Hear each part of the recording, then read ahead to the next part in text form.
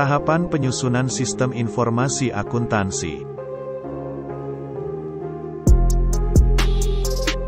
Dalam penyusunan sistem informasi akuntansi suatu organisasi, diperlukan 5 tahap yang dimulai dari tahap analisis sistem, perancangan, implementasi, pelaksanaan, lalu pengawasan pelaksanaan sistem. Kelima tahap penyusunan sistem ini membentuk siklus kehidupan sistem informasi atau sistem life cycle. Dikatakan sebagai siklus, karena tahapan proses ini akan berulang lagi ke tahap awal, jika ternyata pada tahap akhir penerapan sistem yang baru tidak sesuai dengan rencana yang telah disetujui sebelumnya.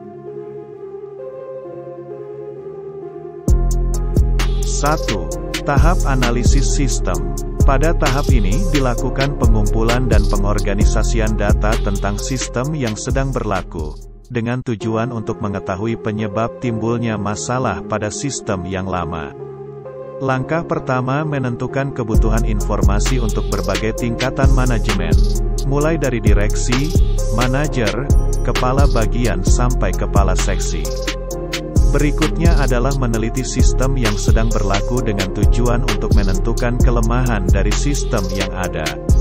Selanjutnya mengajukan usulan rencana perbaikan sistem, untuk mengatasi kelemahan dari sistem yang ada dan kemudian dibicarakan dengan manajemen perusahaan. 2. Tahap perancangan sistem. Setelah usulan perbaikan sistem dari konsultan disetujui oleh manajemen, maka dibuat rencana untuk merevisi sistem yang lama agar dapat menghilangkan kelemahan yang ada. Ada 2 hal yang dilakukan dalam tahap perancangan sistem, yaitu, 1. Merancang sistem informasi akuntansi yang baru, dengan tujuan untuk menghilangkan kekurangan pada sistem yang sedang berjalan. 2. Merencanakan hardware, software, dan brainware yang dibutuhkan. 3. Tahap implementasi sistem. Pada tahap implementasi dilakukan pemasangan atau penyiapan terhadap sistem informasi baru yang telah dirancang. Yang harus dilakukan harus terinci, agar dapat dibuat jadwal waktu untuk setiap pekerjaan, mulai dari saat pemasangan sampai sistem baru siap untuk dijalankan. Untuk mempermudah dalam penjadwalan pekerjaan dapat digunakan teknik Gantt chart. 4. Tahap pelaksanaan sistem. Pada tahap pelaksanaan sistem, dilakukan penerapan terhadap sistem informasi baru yang telah disiapkan. Pelaksanaan sistem yang baru dapat dilakukan dengan salah satu dari 3 cara berikut. 1. Sistem yang baru dijalankan secara paralel, bersamaan dengan sistem yang lama. 2. Sistem yang baru dijalankan secara langsung dengan menghentikan sistem yang lama.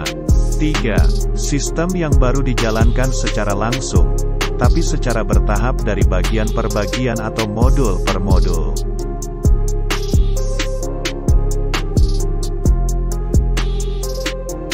5. Tahap pengawasan pelaksanaan sistem.